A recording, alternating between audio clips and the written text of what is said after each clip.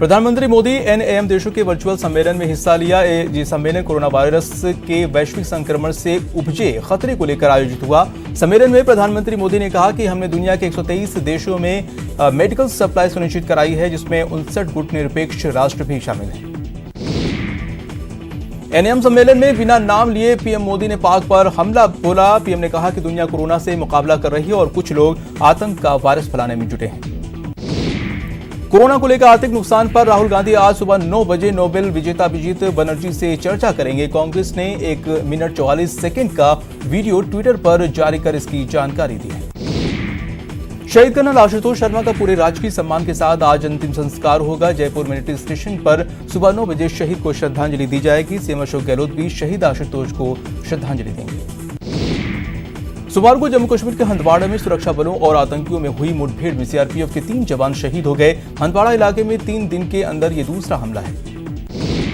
हंदवाड़ा में शहीद हुए सीआरपीएफ के जवानों को सीएम गहलोत ने ट्वीट कर श्रद्धांजलि अर्पित की है। उन्होंने लिखा है कि हंदवाड़ा में आतंकी हमले में शहीद सीआरपीएफ के 3 जवानों को सलाम। वहीं डिप्टी सीएम सचिन पायलट ने भी जाबाज जवानों की शहादत को नमन किया है। राजधानी में आंधी तूफान से किसानों को हुए नुकसान को लेकर सरकार गंभीर है। सीएम गहलोत ने फसलों के नुकसान के आकलन और जनहानि के लिए सहायता राशि तुरंत प्रदान करने के लिए कलेक्टरों को निर्देश दिए हैं।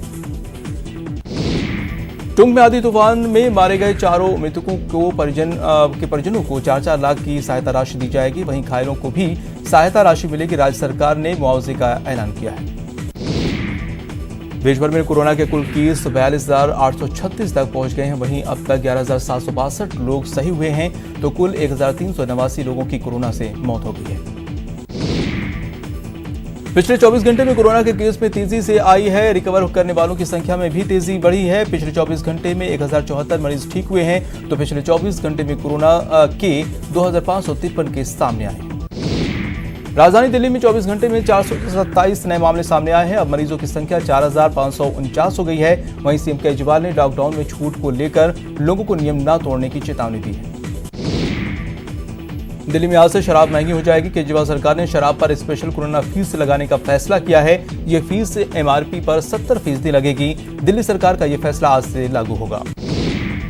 महाराष्ट्र में कोरोना वायरस तेजी से पांव पसार रहा है। अब तक 12,974 मामले सामने आ चुके हैं, जबकि 548 ने जान गंवाई है। वहीं 2,115 लोग स्वस्थ हुए हैं। बेंगलुरु में प्रवासी मजदूरों ने जमकर हंगामा किया। BIEC सेंटर के पास बड़ी संख्या में मजदूर जमा हो गए और नारेबाजी के इस दौरान मजदूरों ने रोड भी जाम कर दिया। राजस्थान सरकार ने बड़ा फैसला लेते हुए राजस्थान में रह रहे सभी प्रवासी मजदूरों को उनके घर भेजने में मदद का फैसला किया है। रेल या बस से अपने घर वापस जाने वाले मजदूरों का खर्च राजस्थान सरकार उठाएगी। घर लौटने वाले मजदूरों को लेकर जमकर सियासत हुई। मजदूरों से किराया वसूलने को लेकर कांग्रेस ने केंद्र सरकार पर हमला बोला, तो रेलवे ने सफाई दी है कि मजदूरों को घर भेजने का खर्च केंद्र सरकार और राज्य सरकार मिलकर उठा रही है। कांग्रेस अध्यक्ष सोनिया गांधी ने मजबूर मजदूरों से किराया वसूलने का विरोध करते हुए इसे इंसानियत के खिलाफ बताया है। सोनिया ने कहा कि कोरोना के संकट से जूझ रहे मजदूरों के किराए का पैसा कांग्रेस देगी। वहीं बीजेपी ने सोनिया गांधी और राहुल गांधी पर पलटवार करते हुए कहा है कि बीजेपी की राज्य सरकार मजदूरों की घर वापसी का खर्च उठा रही है। कांग्रेस की सरकार ऐसा क्यों नहीं कर पा रही। सांसद राज्यवर्धन सिंह राठौर ने आमेर और फुलेरा के SDM और प्रशासनिक अधिकारियों के साथ बैठक की, जहां उन्होंने प्रवासी मजदूरों से जुड़ी व्यवस्थाओं को लेकर अधिकारियों को दिशा निर्देश दिए। राजधानी में कोरोना पॉजिटिव मरीजों का आंकड़ा 3,061 तक पहुंच गया है। अब तक 77 लोगों की मौत हो चुकी है, जबकि 972 लोग ठीक हो चुके हैं और अस्पताल से डिस्चार्ज हो चुके हैं।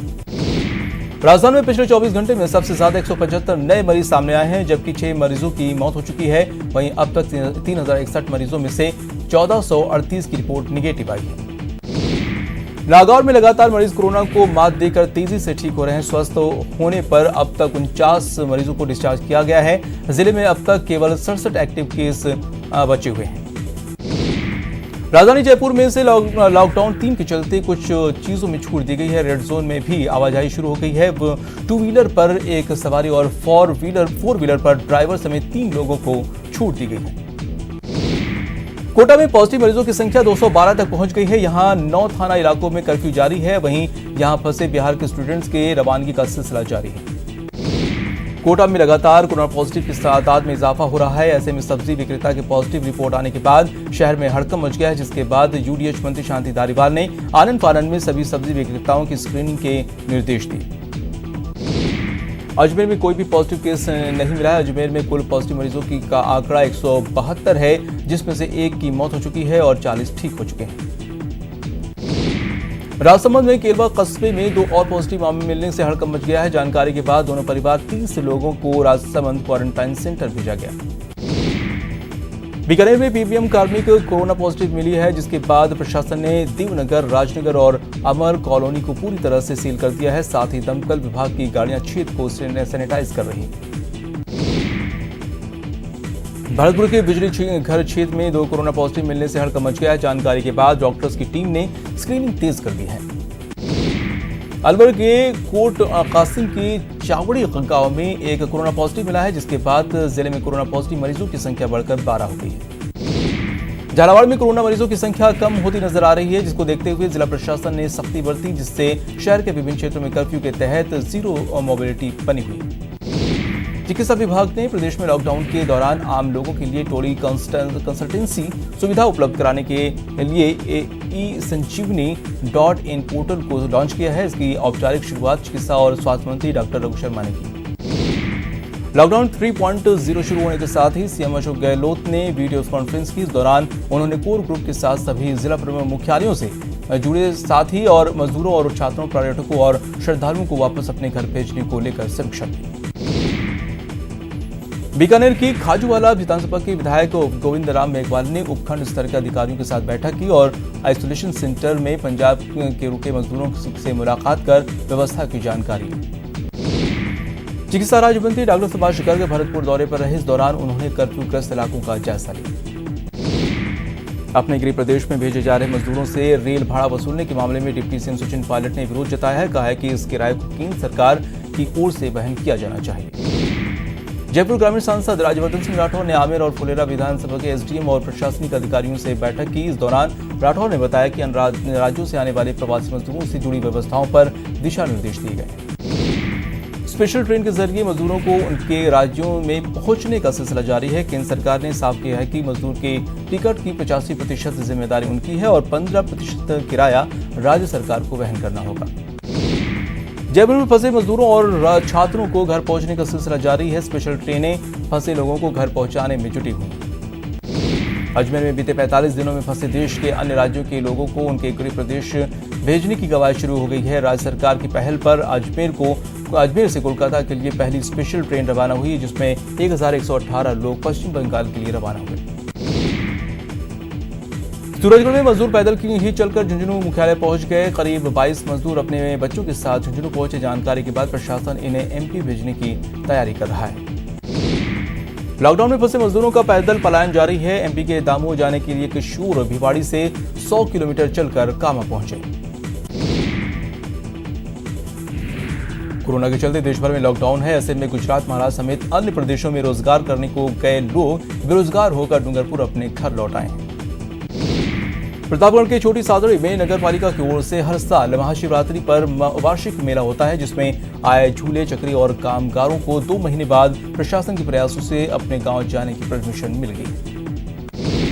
ग्रीन जोन में आने के बाद 12 जिले में अंतर जिला बस सेवा शुरू हो गई है। सुबह 8 बजे से ही जिले में बसों की आवाजाही शुरू हो गई है। ये बसें अंता, मांगलोर, नाहरगढ़ और चीपा, बड़ौद समेत कई इलाकों में चल रही है।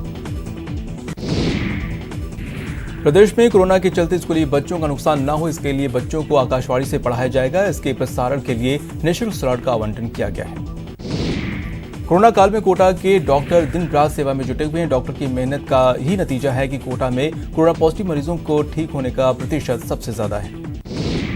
कोरोना संकट के चलते ब्लड बैंक में भी संकट खड़ा हो गया। ऐसे में झुंझुनू के ब्राह्मण समाज की ओर से रक्तदान शिविर लगाया गया। शिविर में बड़ी संख्या में समाज के युवाओं ने हिस्सा लिया।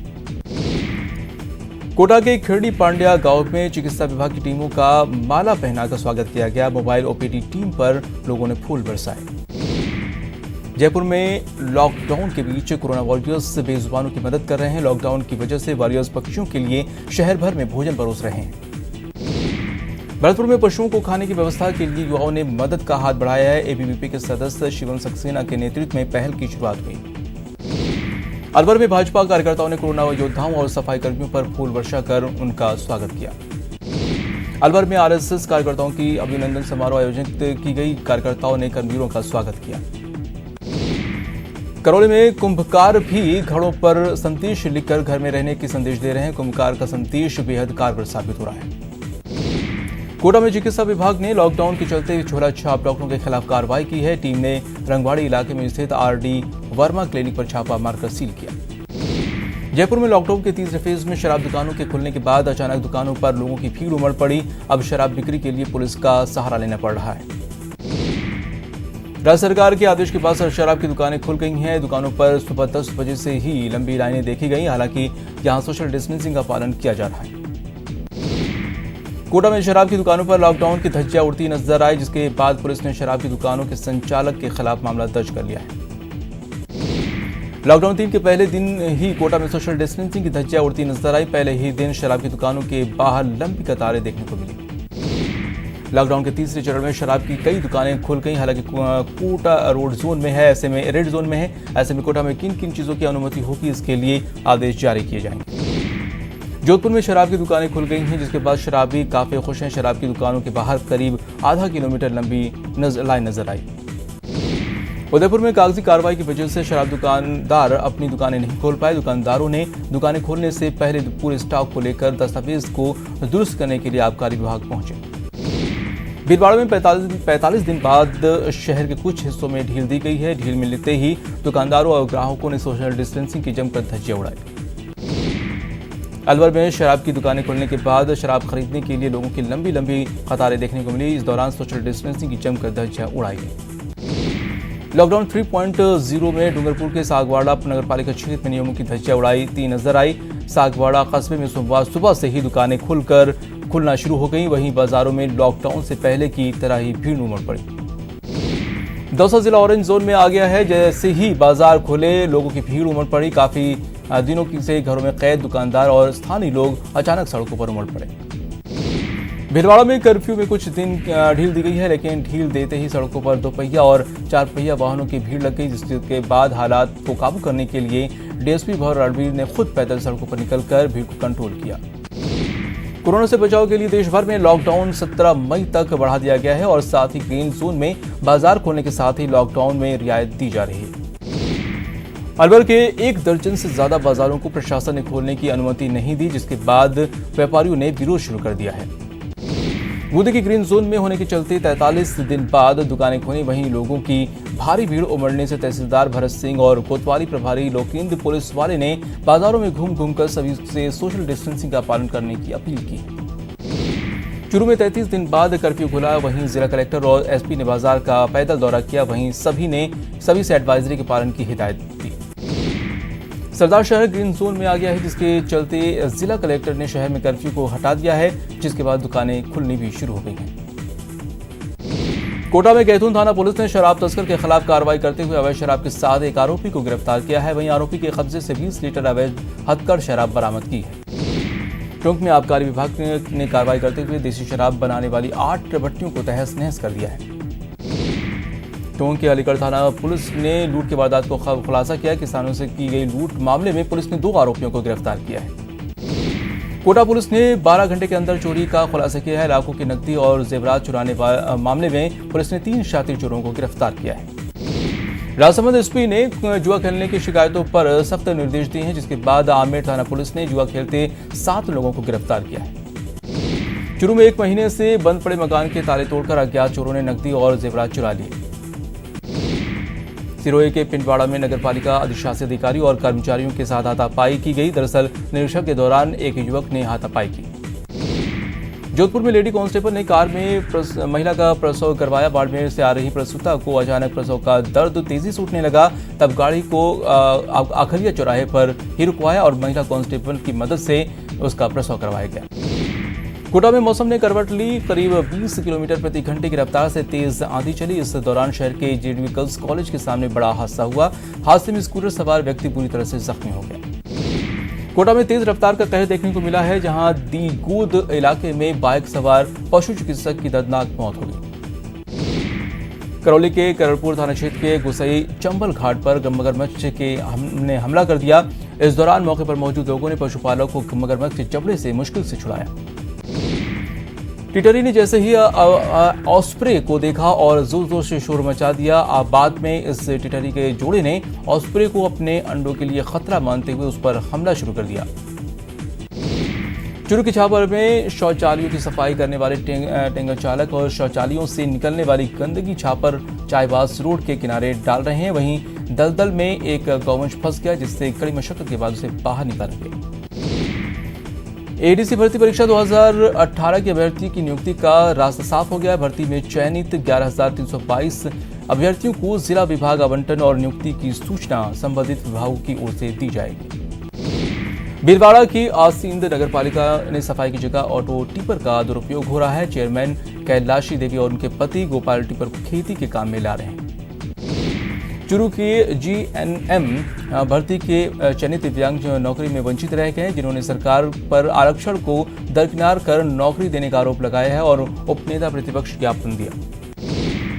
बीकानेर नगर निगम में अधिकारी अलका बुर्रक और पार्षद रामदयाल पंचारिया का विवाद आपसी सहमति से सुलझ गया है। मेयर सुशीला कंवर के कक्ष में अधिकारी और पार्षदों के बीच हुई वार्ता के बाद दोनों पक्षों में समझौता हो गया है। कोटा के मेडिकल कॉलेज अस्पताल में अनुपस्थित रहने वाले कर्मचारियों के खिलाफ कार्रवाई की गई। सरकार ने लॉकडाउन 3 दिन के दौरान रेड जोन को छोड़ते हुए 4 मई से लॉकडाउन में थोड़ी रियायत देने की घोषणा की। इससे आमजन ने थोड़ी राहत जरूर महसूस की। बाड़मेर में एक के बाद एक लगातार आफत का दौर जारी है। पहले टिड्डियों का फसल पर हमला, उसके बाद ओलावृष्टि से फसलों ने तबाह कर दिया है। और इसी के साथ इस बुलेटिन में इतना ही। मुझे दीजिए इजाजत। नमस्कार।